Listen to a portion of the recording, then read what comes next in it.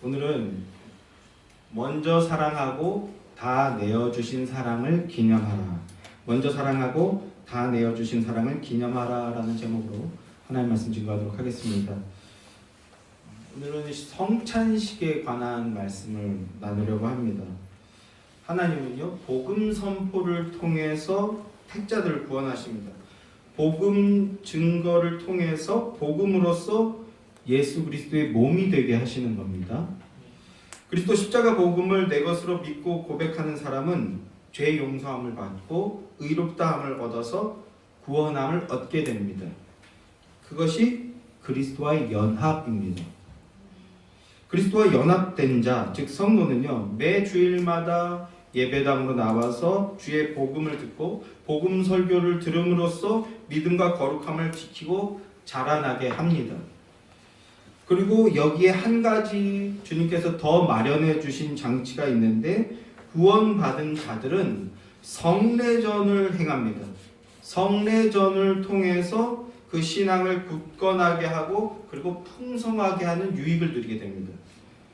그러면 성례전이란 뭐냐? 성례전이란 성찬과 세례의 합성어입니다. 성찬의 성, 세례의 레자를 붙여서 성례전이라고 말합니다. 이 성례전은요, 예수님께서 친히 제정하신 겁니다.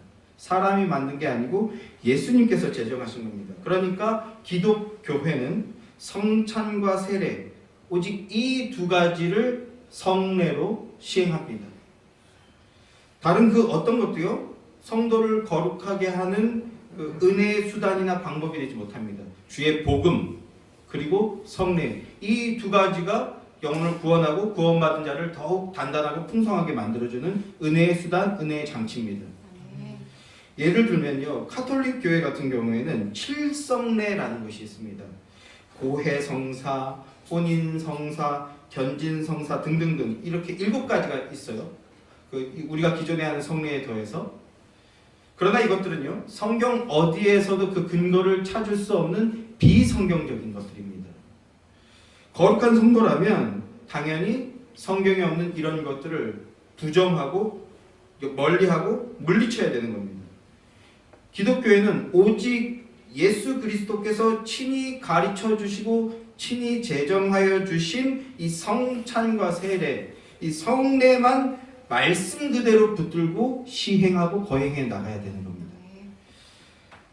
성례전을 통해서 하나님은 성도들의 심령 가운데 구원의 믿음을 더욱 풍성하고 더욱 견고해지게 만드십니다. 새 언약을 통해서 하나님의 자녀가 되었다는 이 확신을 더욱 견고하게 가지게 해주십니다. 성례전을 통해서 주의 복음을 우리 눈으로 보는 거예요. 눈으로 보는 복음이라고 하거든요. 성례전을 통해서 주의 복음을 눈으로 보고 신체의 각 기관을 통해서 온몸으로 경험함으로써 하나님이 우리에게 주신 구원의 은혜가 얼마나 큰 것인지 다시금 깊게 깨닫고 그리고 은혜로 고백하게 되며 그래서 확신하게 되는 겁니다. 그래서 하나님의 은혜에 감사하고 감격하면서 더욱 주님을 섬기겠다고 결단하게 되는 것이 바로 이 성례식입니다. 눈으로 보는 복음인 성례전을 통해서 새 언약의 믿음이 더욱 견고해지시고 그리고 구원의 반석 위에 더욱 굳건하게 서서 풍성한 은혜의 유익을 누리며 나아가 복음의 증거자들이 되는 여러분들이 되시기를 주님의 이름으로 축원합니다. 오늘 예배가 그런 예배가 되기를 간절히 소망합니다. 자, 오늘 우리는 이 성례 중에서요, 성찬식에 관해서 성찬식에 대해서 복음으로 해석하여 전하고 함께 받고자 합니다. 오늘 본문 말씀을 다시 한번 보십시오. 22장 본문 22장 15절 말씀 다시 한번 다 함께 읽겠습니다. 시작. 이르시되 내가 고난을 받기 전에 너희와 함께 이 유월절 먹기를 원하고 원하였노라. 주님 말씀하셨어요. 내가 고난 받기 전에 너희와 함께 이 유월절 먹기를 내가 원하고 원했다. 이렇게 말씀하십니다. 내가 이제 너희들과 만찬을 나눌 것인데 이것은 내가 간절히 원하고 원했던 것이다. 이런 뜻이라고요. 그럼 고난 받기 전에라고 하는데 고난이란 뭡니까? 예수님께서 말씀하시는 이 고난이란 주님의 십자가 지심을 말씀하십니다. 십자가입니다. 그러면 유월절 먹기를 원하고 원했다는 건 또 무슨 뜻입니까? 주의 말씀을 복음으로 이해하기 위해서는요, 우리는 유월절이 뭔지에 대해서도 확실히 이해하고 확고히 해두어야 되는데요. 출애굽기를 보면 이 유월절이 3번 등장하는 것을 보게 됩니다. 첫 번째는요, 이스라엘 백성들이 출애굽하기 직전에 마지막 10번째 재앙이 장자의 재앙이었잖아요. 이 장자의 재앙에서 면함을 얻게 되는 길이 무엇이었습니까? 어린 양을 잡아서 그 피를 임방과 문설주, 그러니까 입구 전체에 발라버리는 겁니다. 임방과 문설주에 바르라고 명령하셨습니다. 그리고 그것을 유월절로 행하라 라고 말씀하셨어요. 이게 첫 번째 유월절입니다. 두 번째는요, 출애굽기 19장을 보면 출애굽한 이스라엘 백성들이 약 50일 만에 시내산에 도착합니다. 시내산에 도착해서 율법과 성막 시행을 받게 되고 율법과 이제 성막 시행을 받기 위해서 준비하게 되는데 이때 유월절을 행합니다. 그리고 약속의 땅으로 출발하기 위해서 유월절을 지키게 됩니다. 그리고 세 번째는요, 드디어 약속의 땅 가나안 땅에 입성하게 되었을 때 유월절을 지켰습니다. 유월절의 핵심은요, 어린 양의 피예요. 어린 양의 피가 우리를 저주에서 면하게 해주었다, 이겁니다. 죄의 속박에서 탈출하게 된 출애굽 사건, 즉 구원은 전적인 하나님의 은혜로 된 것이다. 하나님의 인도하심으로 된 것이다. 이걸 믿고 고백하며 기억하는 게 유월절입니다. 그런데 그 구원을 주시는 방식에서 핵심이 뭡니까? 우리는 유월절을 지킨다, 유월절을 기억한다, 유월절을 기념한다라는 것의 핵심은 그 구원의 방식이 무엇이었는지를 단단히 알고 붙잡는 건데요. 핵심이 뭐예요? 어린 양의 피입니다. 어린 양의 피. 자, 이 어린 양의 피로써 죄의 사망에서 면함을 얻게 되었다. 그래서 첫 번째 유월절이 바로 옛 언약입니다. 옛 언약, 구약이라고 얘기하죠. 옛 언약입니다. 자, 그러면 여기서 본문 22장 20절 말씀을 다시 한번 보십시오. 22장 20절 말씀 다 함께 시작. 저녁 먹은 후에 잔도 그와 같이 하여 이르시되 이 잔은 내 피로 세우는 새 언약이니 곧 너희를 위하여 붓는 것이라, 이렇게 말씀하십니다. 이 잔은 내 피로 세우는 새 언약이니라. 새 언약을 말씀하세요. 고난당하기 전날 밤에 제자들과 마지막 만찬을 나누시는데 그 밤은요, 구약교회가 대대로 지켜오던 유월절의 마지막 밤이었던 거예요. 마지막 유월절이었습니다. 그러면서 마지막 유월절이면서 동시에 주님의 피로 새 언약을 세워주시는 첫 번째 성찬이었던 겁니다. 오늘도 우리가 이제 성찬을 거행하지 않습니까? 예수님께서 첫 성찬식을 거행해 주셨던 겁니다.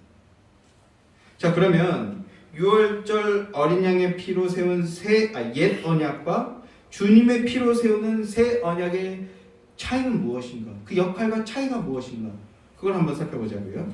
출애굽기 24장 말씀을 보면 모세가 언약서를 가지고 와서 백성들에게 낭독을 해주는 장면이 나옵니다. 자, 함께 한번 보시겠습니다. 출애굽기 24장 4절부터 8절 말씀입니다. 출애굽기 24장 4절부터 8절까지 말씀입니다. 우리 한 목소리로 합독하겠습니다. 시작. 모세가 여호와의 모든 말씀을 기록하고 이른 아침에 일어나 산 아래 제단을 쌓고 이스라엘 12지파대로 12기둥을 세우고 이스라엘 자손의 청년들을 보내어 여호와께 소로 번제와 화목제를 드리게 하고 모세가 피를 가지고 반은 여러 양푼에 담고 반은 제단에 뿌리고 언약서를 가져다가 백성에게 낭독하여 듣게 하니 그들이 이르되 여호와의 모든 말씀을 우리가 준행하리이다. 모세가 그 피를 가지고 백성에게 뿌리며 이르되 이는 여호와께서 이 모든 말씀에 대하여 너희와 세우신 언약의 피니라 말씀합니다. 자, 소를 잡아 번제를 드렸습니다. 번제를 드리고 그리고 언약서를 낭독해 줍니다. 그러자 이스라엘 백성들이요, 여호와의 모든 말씀을 우리가 준행하겠습니다. 다 지키겠습니다. 이렇게 대답을 합니다. 모세가 번제 드렸던 제물의 피를 그러자 그 다음 이제 백성들에게 뿌립니다. 그리고 나서 이것이 너희와 세우는 언약의 피다. 이렇게 옛 언약을 체결하는 겁니다. 이 장면이 옛 언약을 체결하는 장면인 겁니다. 옛 언약은요, 하나님께서 하나님의 백성들과 짐승의 피로서 맺은 언약입니다. 이걸 잘 기억하십시오. 하나님이 백성들과 짐승의 피로 맺은 언약이 옛 언약입니다. 이 옛 언약의 핵심은 인간을 대신해서, 인간의 죄를 대신해서 동물이 피 흘리는 겁니다. 대신 죽는 겁니다. 그러니까 인간을 대신해 피 흘려 죽는 제물을 바라보면서 하나님이 보내주실 여자의 후손 메시아, 그 메시아를 믿고 소망하며 살아라 하는 것이 그 뜻입니다. 그러나 이스라엘 백성들은요, 하나님의 그 마음과 뜻을 이해하지 못했어요.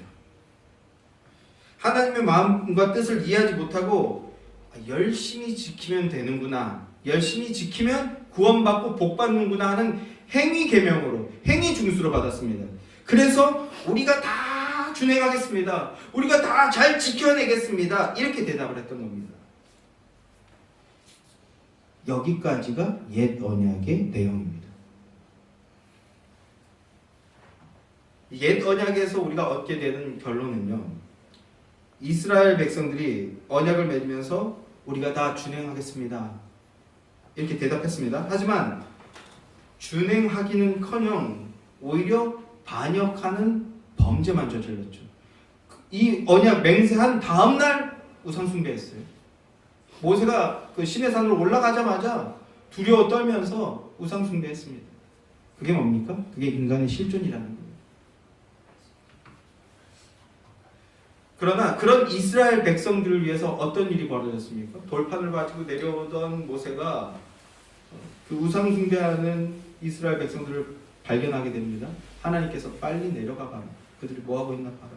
돌판을 들고, 십계명 돌판을 들어오면서 이스라엘 백성들이 우상 숭배하면서 금송아지 앞에서 춤추고 절하고 있었단 말입니다. 그래서 모세가 어떻게 행합니까? 그 돌판을 던져버렸다고요.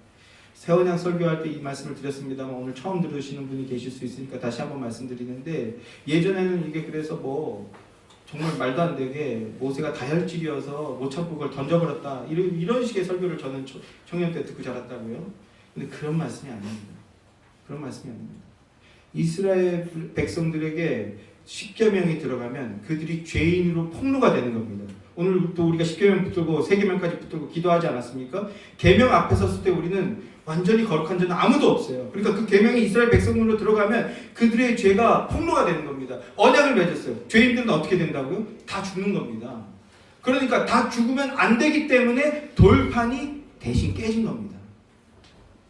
그들이 죄인인 게 폭로되기 전에 돌판이 깨져버림으로써 그들의 생명이 연장되는 거예요. 이게 돌판이 깨진 내용입니다. 핵심은 뭐예요? 대신 깨졌다라는 거예요. 대신 깨졌다.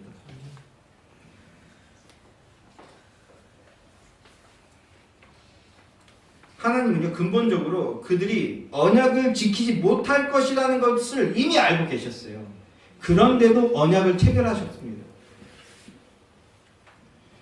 그러면 어떻게 그 관계가 유지되고 왜 그들에게 새 기회가 주어지게 됐는가? 이 더러운 죄인들에게 끊임없이 기회가 제공되거든요. 어떻게 그런 일들이 이루어질 수 있는가? 어떻게 끊임없이 용서받을 수 있는가? 24장 8절 말씀을 보십시오. 모세가 그 피를 가지고 백성들에게 뿌리며 했습니다. 언약의 피가 뿌려졌기 때문에, 피 때문에 면함을 얻게 된 거예요. 이 피 때문에 그들은 또다시 회개할 기회를 얻었고요. 그 피 안에 있는 우리 성도들도요, 날마다 하나님을 배신하고 하나님을 저버리는 그런 삶을 살아감에도 불구하고 또 주일날 나와서 회개함으로 또 새 기회를 얻고 또 새 생명을 풍성하게 얻게 되는 겁니다. 이게 피의 능력입니다. 피의 권세예요. 자, 여기까지가 옛 언약의 내용인데요. 그러면 새 언약은 뭐고, 새 언약의 내용이 뭡니까? 에베소서 1장 4절 말씀을 보면 성도들 향해 이렇게 말씀합니다. 창세 전에 그리스도 안에서 우리를 택하셨도다 합니다. 여러분이 구원받았다면 그것이 언제 택해졌다고요? 창세 전에 이미 택해졌다라는 겁니다. 그 약속을 따라서 하나님께서 일하고 계신다라는 거예요. 자, 창세 전에 우리를 택하셨도다 이렇게 말씀합니다. 이 말씀 안에는요, 새 언약의 내용이 이미 다 들어가 있습니다. 들어가 있는 것입니다. 요한복음 17장 6절 말씀을 보면 또 이렇게 말씀합니다. 주님께서 잡히시던 날 밤에, 잡히시기 직전에 밤에 기도를 하시는데 이렇게 기도를 하십니다. 그들은 아버지의 것이었는데, 이 그들은 누굽니까? 우리예요. 우리까지 담겨있는 겁니다. 그들은 아버지의 것이었는데 내게 주셨으며 라고 이렇게 기도합니다. 십자가 지시기 전에. 하나님께서 우리들을 그리스도 안에서 택하셨기 때문에 원래 우리들은요 다 하나님의 것이었는데, 그런데 예수님께서 내게 주셨다 이렇게 기도하셨습니다. 예수 그리스도 안에 속하게 된 겁니다. 자, 그러면 그게 무슨 뜻입니까? 왜 주셨습니까? 하나님이 택하신 자들을 왜 그리스도에게 주신 것인가? 마태복음 20장 28절 말씀을 보면요, 인자가 온 것은 자기 목숨을 대속제물로 주기 위함이라 이렇게 말씀합니다. 그러니까 하나님은 하나님의 택하신 자들을 예수 그리스도에게 다 주시면서 이들의 죄를 예수야, 네가 대신 다 뒤집었어, 네가 대신 다 뒤집어 쓰고 죽어라 이렇게 하신 겁니다. 고린도후서 5장 21절 말씀입니다. 함께 찾아보겠습니다. 고린도후서 5장 21절 말씀 다 함께 시작. 하나님이 죄를 알지도 못하신 이를 우리를 대신하여 죄로 삼으신 것은 우리로 하여금 그 안에서 하나님의 의가 되게 하려 하심이라. 죄인인 우리를 의인 되게 하시기 위해서, 하나님 자녀 되게 하기 위해서 하나님이 무엇 하셨느냐? 예수님 안으로 우리를 집어넣어 버리는데요, 예수님에게 죄를 다 뒤집어 쓰는 거예요. 아들아, 네가 가서 죄인 해라. 예수님 기쁘게 순종하셨죠? 하나님이 대신 피 흘리신 겁니다. 그래서 내 피로 세우는 그것이 무엇이다? 새 언약이 되는 겁니다.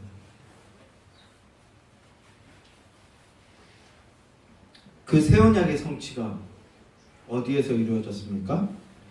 십자가 위에서, 예수 그리스도께서 지신 십자가에서 다 성취되었습니다.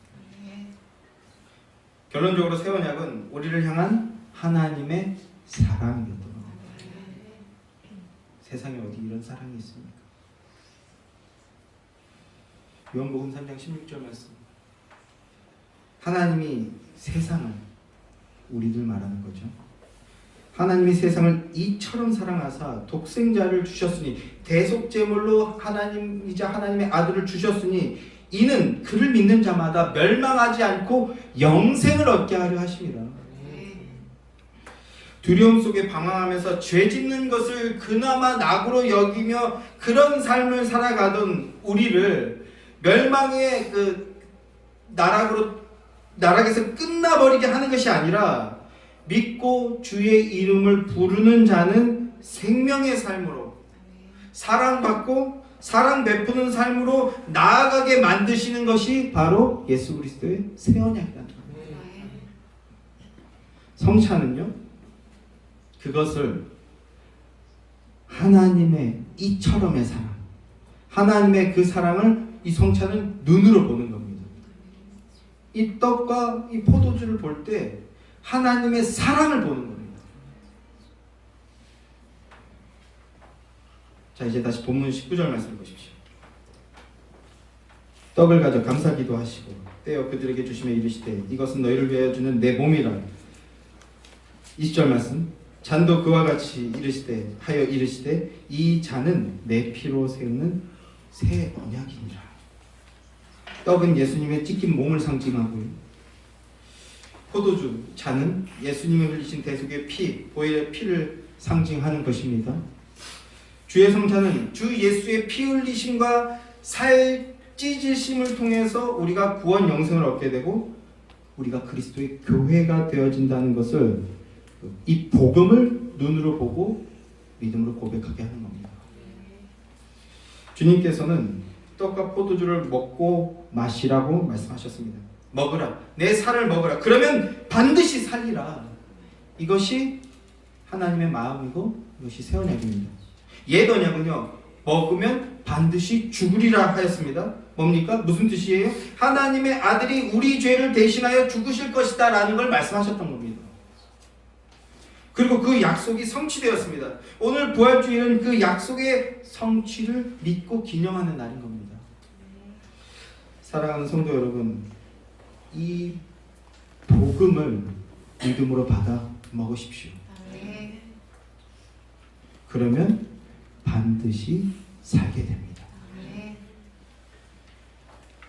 떡과 포도주를 보면서 그것이 예수님의 살과 피이며 그 살의 찢김과 그 피 흘리심이 나를 위한 그리스도의 희생이요 하나님의 사랑이었음을 믿고 감사로 고백하는 여러분이 되시길 원합니다. 그게 주님과의 새 언약이기 때문입니다. 그리스도 십자가 대속의 사랑으로 새 생명의 은혜를 누리는 여러분들이 되시길 주님의 이름으로 소망합니다. 자기 몸 버려 우리를 살리신 그리스도의 그 사랑으로 완전한 구속의 은총을 누리는 복된 성도들이 되시길 주님의 이름으로 간절히 소망합니다. 축원합니다. 그러면 간단하게 적용하고 말씀을 마무리하겠습니다. 구약 성도들은요, 제사를 통해서 내 죄를 대신해 피 흘려 주는 제물을 보면서 언약의 복을 누렸다면, 이제 신약의 성도들은요, 성찬을 나누는 겁니다. 주의 살과 피를 먹고 마심으로써 우리를 살게 하신 예수님의 은혜와, 그리고 예수님이 다시 오셔서 우리를 완전케 하실 그 성찬으로 인도해 주실 것을 믿고 먹는 겁니다. 성찬의 핵심은 외적인 것에 있지 않습니다. 이걸 어떻게 하느냐, 이걸 얼마나 하느냐, 이런 것에 있는 게 아닙니다. 성찬식 자체를 많이 한다고 해서 좋은 게 아니에요. 지금 많이 한다고 해서 되는 게 아닙니다. 성찬식을 눈으로 보는 복음이라고 말씀을 드렸는데, 그러니까 복음에 대한 이해와 그 복음에 대한 믿음 고백이 없는 성찬은요, 배설물 쌓는 겁니다. 그래서 세례 교인이 아니신 분은 받지 마시라 라고 말하는 겁니다. 하나님의 말씀, 십자가 복음을 아멘으로 받는 것, 그게 예수님의 살과 피에 참여하는 진정한 성찬인 겁니다. 아멘 하셨기에 여러분 이미 성찬에 참여하신 겁니다. 세상의 눈에는 어리석어 보이는 이 십자가 복음 앞에 아멘이라고 화답할 수 있는 것은요, 예수님의 몸에 이미 참여했기 때문입니다. 그래서 성찬은 성도만 할 수 있는 거예요. 성찬식은 본질이 아닙니다. 그 성찬 또한 복음을 믿고 믿음 고백을 나누는 겁니다. 성찬은 믿음으로 그리스도의 몸을 떼는 것입니다. 말씀이신 예수 그리스도를 믿음으로, 그분의 말씀을 아멘으로 먹고 나눌 때 우리는 이미 복음을 통한 믿음 고백을 통해서 은혜를 나누고 성찬의 복을 누리고 있는 거예요. 그리고 믿음 고백하면서 날마다 우리의 삶이 성찬이 되어 가야 되는 겁니다. 이 시간 진정한 성찬을 드리는 여러분 되기를 주님의 이름으로 축원합니다. 진정한 성찬을 드리는 성도는요, 그러면 예수님의 성품이 나타나게 됩니다. 예수님의 성품을 따르게 됩니다. 예수님과 연합되고 예수님 안으로 들어간 자이기 때문입니다. 그러면 어떤 모습들이 나타나게 됩니까? 하나님의 사랑은 먼저 사랑하고 그리고 다 내어주는 사랑이라고 말씀을 드렸어요. 예수님은 우리에게 자신을 아낌없이 다 내어주기 위해서 오셨고 전부 다 내어주셨습니다. 세상 어디에도 없는 사랑이라고.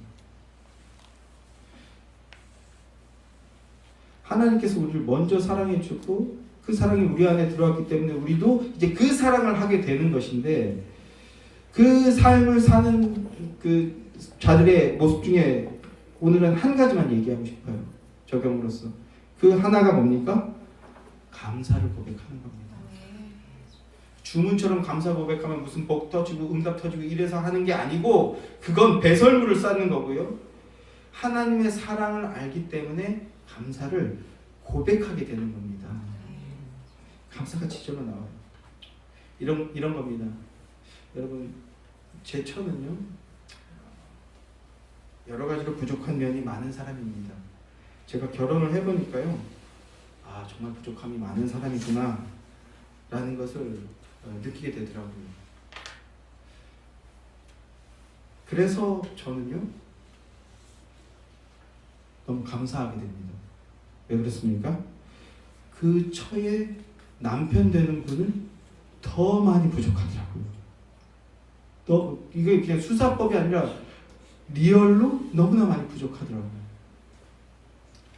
그래서 그 부족함을 육신적으로도 알지만 영적으로도 이미 풍성하게 알고 있기 때문에 그런 부족한 자와 살아주는 것이 너무나 감사하더라고요. 안 버려줘. 여기까지 하면 안 되는데?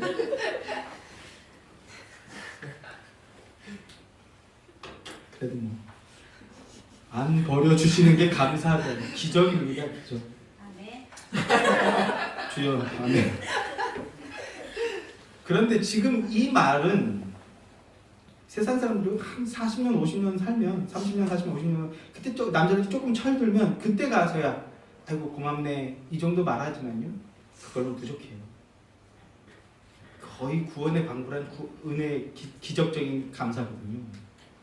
그런데 이 말을 어떻게 할 수 있냐는 겁니다. 그리스도의 사랑이 들어올 때 그 사랑으로 말미암아 우리는 이거를 할 수 있게 됩니다. 그러니까 그리스도의 사랑을 알고 이런 부족한 자와 살아주는 그 아내분의 사랑을 아니까 그 존재 자체로 감사하게 되는 겁니다. 그래서 제가 먼저 감사하다, 먼저 사랑한다 말을 하지 않을 수가 없는 겁니다. 여기서 또 하나 농 같은 말을 곁들이자면 제가 은혜 받아 이 모습이 나오니까 제 처는 항상 저기 예배 때 은혜 받았으면 좋겠다. 그런데 그건 팩트입니다. 또 하나 있습니다.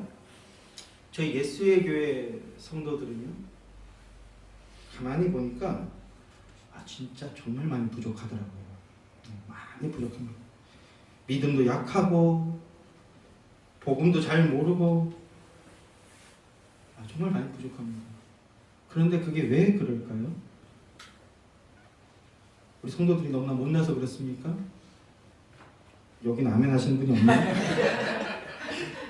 그 다음 말엔 또 아멘 나와도 됩니다. 뭡니까? 그 목사가 부족하기 때문입니다. 아멘 안 해주셔서 감사합니다. 그러나 쉬워하는 게 아닙니다. 진심입니다. 설교라고 해서 이렇게 말하는 게 아니라 이런 고백은 이미 주의 성찬에 동참하고 있는 자만이 할 수 있는 고백입니다. 믿음과 은혜가 있을 때 이런 고백이 나옵니다. 우리 자업분들에게 한번 말합시다. 부족한 나와 함께 있어 주셔서 감사합니다. 이렇게 합시다. 네. 특히 부부 되시는 분들은 남자분이 먼저 하셔야 돼요.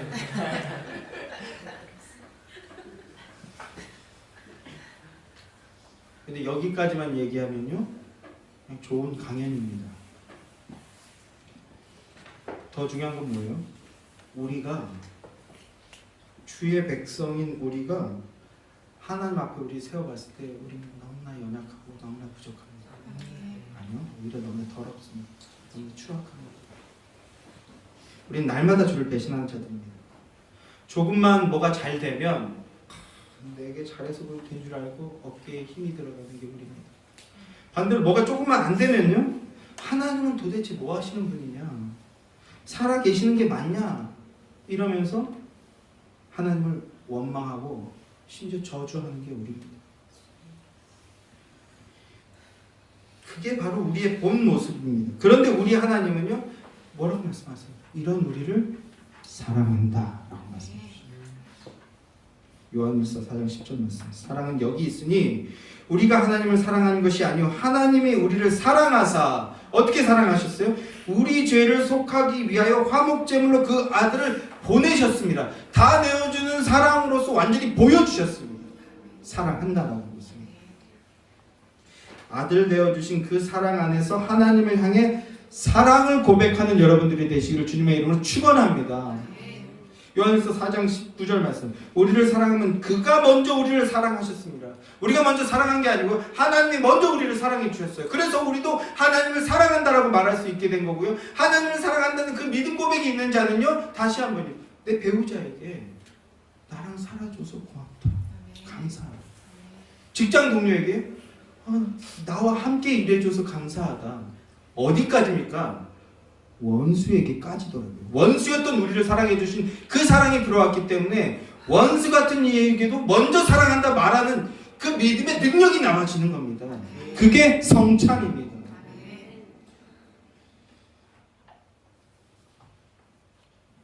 하나님이 먼저 우리를 사랑해 주셨습니다. 먼저 사랑해 주신 그 사랑과 아낌없이 내어주신 그 사랑을 날마다 붙들고 사랑과 감사함을 아낌없이 먼저 고백하는 여러분들 되시길 주님의 이름으로 소망합니다. 그리고 오늘 성찬식 진행합니다. 이 믿음과 은혜의 고백으로 진정한 성찬을 거행하는 참되고 복된 주의 자녀들이 되시기를 주님의 이름으로 축원합니다. 기도하겠습니다.